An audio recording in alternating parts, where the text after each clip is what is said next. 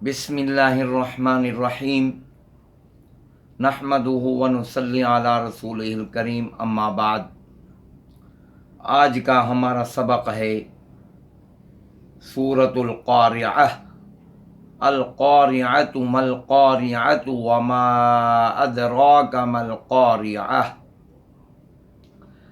इस सूरत के सही पढ़ने की खूब मशक की जाएगी। जो गलतियाँ हैं उनकी तरफ भी तवज्जो दिलाई जाएगी। तो सबसे पहले तिलावत समात फरमाइए, उसके बाद गलतियों की तरफ तवज्जो दिलाई जाएगी, फिर उनकी तस्हीह की सूरत बयान की जाएगी। हाँ भाई, ये गलत पढ़ना है, फिर इसको सही पढ़ने का तरीका ये है। बहरहाल तफसील में जाने से पहले आप तमाम नए व्यूअर्स और लिसनर से मेरी रिक्वेस्ट है कि तजवीदुल कुरान चैनल को सब्सक्राइब करें और बेल के आइकन को भी दबाएं और वीडियो को शेयर भी ज़्यादा से ज़्यादा करें। तो तिलावत समात फरमाइए। अऊज़ु बिल्लाहि मिनश शैतानिर रजीम।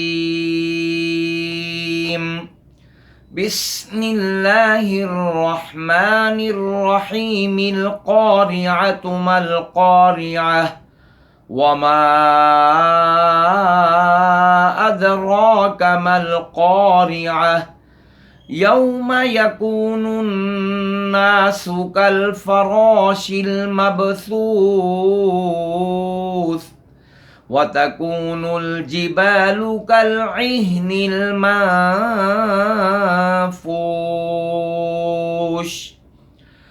फ़अम्मा मन सक़ुलत मवाज़ीनुहु फ़हुव फ़ी ईशतिर राज़ियह वअम्मा मन ख़फ़्फ़त मवाज़ीनुहु फ़उम्मुहु हावियह वमा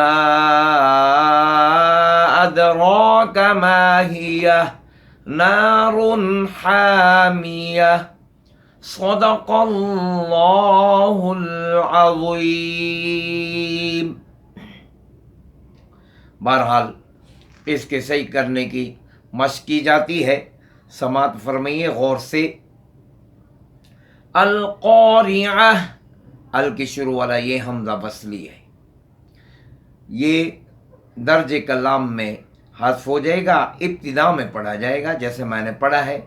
दर्ज कलाम इसको कहते हैं बिस्मिल्लाहिर्रहमानिर्रहीमिल क़ारिअतु मल क़ारिअह, और इब्तिदा कहते हैं अल क़ारिअतु मल क़ारिअह।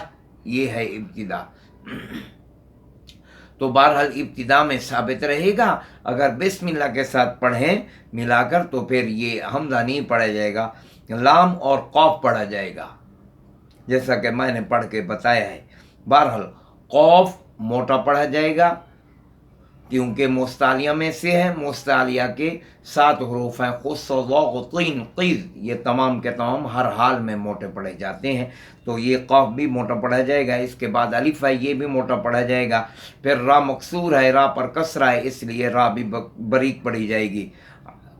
अल क़ारिअह, फिर आखिर में ता मुदव्वरा है, यानी वो गोलता है जो गोल हा की शक्ल में लिखी जाती है, इसको ता मुदव्वरा कहते हैं। तो इसके ऊपर वक़्फ़ करेंगे तो फिर ये हा से बदल जाएगी। इसी तरह मल क़ारिअह भी इसी तरह पढ़ा जाएगा। वमा अदराका मल क़ारिअह वमा अदराका, यहाँ हर्फ मद के बाद हमज़ा दूसरे कलमा में है, यहाँ मद मुनफसिल होगा। मद मुनफसिल में तवस्सुत होता है, 2 अलिफ, अढ़ाई अलिफ और 4 अलिफ मद किया जाएगा।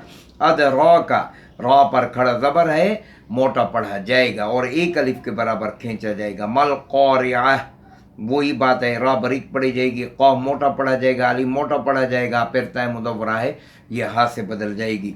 यौम यकूनुन्नासु, देखें नून मुशद्दद है, इसमें 1 अलिफ के बराबर गुन्ना ज़मानी होगा और सीन सिफत सफ़ीर के साथ सीटी के साथ پڑھا جائے گا. کل فروشل مبسوس، را پر زبر ہے، را موٹا پڑھا جائے گا، اس کے بعد الف مدہ ہے، الف بھی پر پڑھا جائے گا. المبسوس، با پر قلقلہ ہوگا، با ساکن ہے، حروف قلقلہ میں سے ہے. مبسوس اس طرح پڑھنا ہے. بعض لوگ قلقلہ ادا نہیں کرتے، یہ غلط ہے، صفت لازمہ ہے، اس کا ادا کرنا لازمی ہے. مبسوس سا ہے، اس کو سین یا سو جیسا نہیں پڑھنا، سیٹی کی سی آواز نہیں نکالنی، بلکہ نرم کر کے پڑھنا ہے. اس میں ہمس پائی جاتی ہے، ہمس کے معنی پست آواز کے ہیں.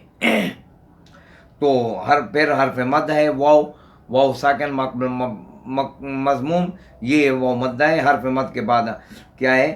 سکون عارض ہے، یہاں مد عارض وقفی ہوگا. وَتَكُونُ الْجِبَالُ كَالْعِهْنِ الْمَنفُوشِ.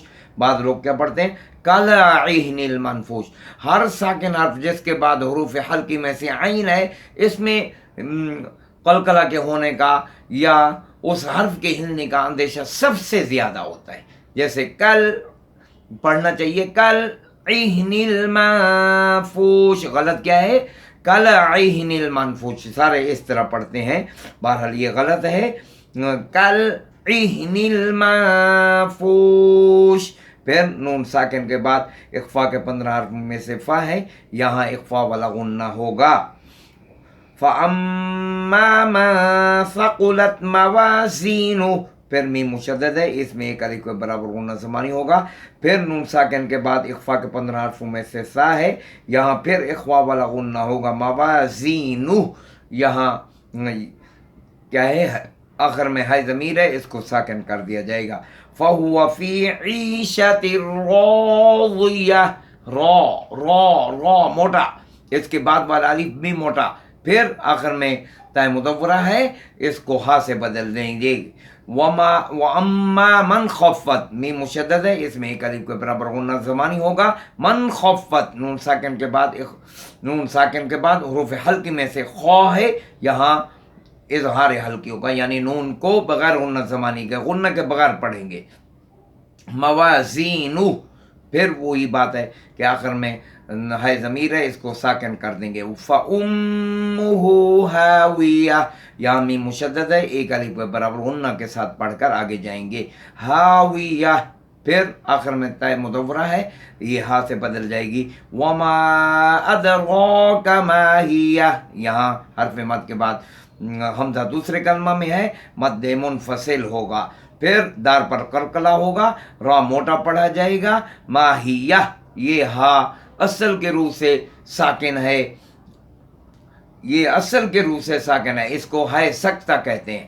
تو یہ جو ہے نا ساکن ہی ہے، ساکن پڑھی جائے گی. نارن حامیہ، پھر را پر پیش ہیں، یہ موٹی پڑھی جائے گی. اور نون تنوین کے بعد حروف حلقی میں سے ہا ہے، یہاں اظہار حلقی ہوگا، یعنی تنوین کا غنہ کے ساتھ نہیں پڑھیں گے، بلکہ تنوین کو اپنے مخرج سے بغیر غنہ زمانی کے ادا کریں گے. حامیہ، ہا کو وسط حلق سے ادا کرنا ہے، حامیہ. پھر آخر میں تا مدورہ ہے، اس کو ہا سے بدل دیں گے. نارن حامیہ، اس طرح پڑھا جائے گا. بہرحال اللہ تعالیٰ سے دعا ہے کہ اللہ تعالیٰ ہم سب کو قرآن پاک صحیح پڑھنے کی، اپنی رضا کے لیے پڑھنے کی توفیق عطا فرمائے.